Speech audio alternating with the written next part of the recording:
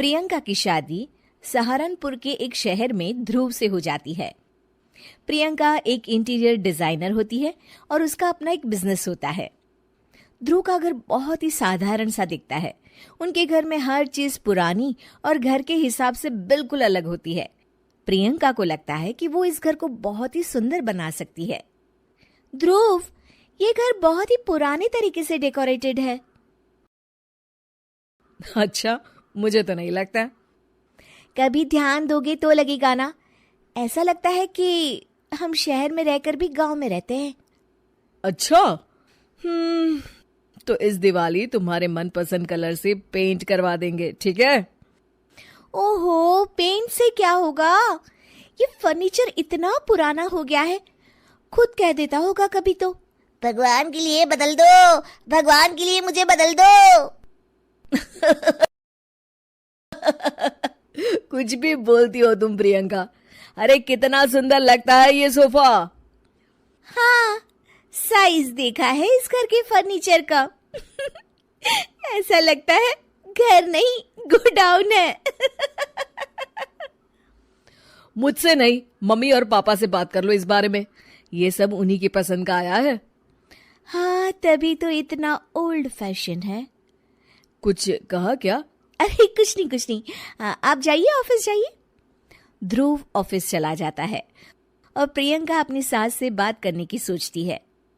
Mummy जी, मैं क्या सोच रही थी कि अगर हम इस संदूक को यहाँ से हटा दें तो काफी जगह बच जाएगी ना। हाँ, इसे हटा देंगे और सामान कहाँ रखेंगे? अपने सर पर? अरे मम्मी जी, आप ऐसी बातें क्यों कर रही हैं? देखिए ना, उसमें से एक भी चीज तो काम की है नहीं, तो क्यों ना हम उसे बेच दें। नहीं बहू, उसमें हमारे पुराने घर का बहुत ही अच्छा सामान है। पापा जी, ये घर भी तो पुराना ही लगता है। एक दिन प्रियंका की सहेली प्रिया उसके घर आती है। प्रिया घर को देखकर हंस पड़ती है। इतनी अच्छी इंटीरियर डिजाइनर का ससुराल तो किसी पुराने म्यूजियम जैसा लगता है। क्या बताऊं, यहाँ तो किसी को फर्क ही नहीं पड़ता।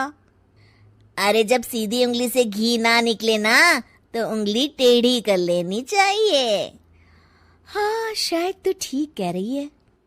अगले दिन प्रियंका की सास सोफे पर बैठी होती है तो देखती है कि सोफे का कपड़ा नीचे से फट गया है। अरे ये क्या, ये कपड़ा कैसे फट गया? मम्मी जी, मुझे लगता है कि ये किसी चूहे का काम है। क्या? चूहा? फिर से? सास सोफे पर चढ़ जाती है। अब तो मम्मी जी चूहा इस सोफे में अपना घर बना लेगा। क्या? तो क्या करे बहू, तू ही कुछ सुझाव देना। मम्मी जी, हमें स्टील वाले छोटे सोफे बना लेने चाहिए ताकि चूहे को घर बनाने के लिए जगह ही ना मिले। तू सही कह रही है बहू। मैं अभी तेरे ससुर को बोलती हूँ नए सोफे लाने के लिए। मम्मी जी, नए सोफे लाने की कोई जरूरत नहीं है, हम इन्हीं से सोफे बना सकते हैं। आप बस देखती जाइए। प्रियंका सोफे तो नए बना लेती है, पर अब उसमें सिर्फ 2 ही लोगों के बैठने की जगह होती है। अरे ये क्या, इसमें तो बस 2 ही लोग बैठ सकते हैं। अरे बहू, तुझे तो पता ही है, हमारे घर कोई ना कोई आता ही रहता है। इतनी सी जगह में हम कहाँ बिठाएंगे उन्हें? अरे मम्मी जी, आप चिंता मत कीजिए, उसका भी इंतजाम हो गया है। मैंने इस संदूक के ऊपर गद्दा लगवा दिया है और इसे पेंट करवा दिया है। ध्रुव उस पर बैठने की कोशिश करता है, पर संदूक की ऊंचाई ज्यादा होती है, इसलिए उसे बैठने में दिक्कत हो रही होती है। प्रियंका, कम से कम ये तो देखती कि संदूक की लंबाई कितनी ज्यादा है। ये बैठने में बिल्कुल भी कंफर्टेबल नहीं है। अरे आप भी ना, ये आजकल ट्रेंड में है, आपको तो कुछ पता ही नहीं है। प्रियंका धीरे धीरे घर की पूरी काया पलट कर देती है। एक दिन प्रियंका के ससुर के कुछ दोस्त घर पर आते हैं। नमस्ते बेटा, कैसी हो तुम?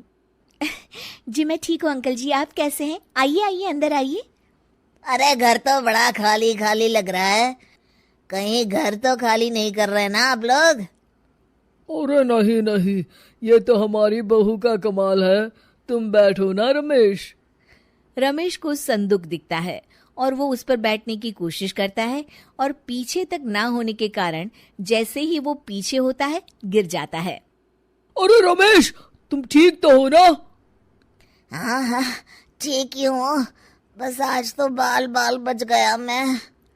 सब लोग गुस्से से प्रियंका की तरफ देखते हैं। अब रमेश अंकल को बैठना नहीं आता तो इसमें संदूक की क्या गलती है? नहीं बहू, गलती तो हमारी है जो तुझे घर का मेकओवर करने दिया। सही कह रहे हैं आप। बहू, तू हमारे घर को पहले जैसा ही बना दे।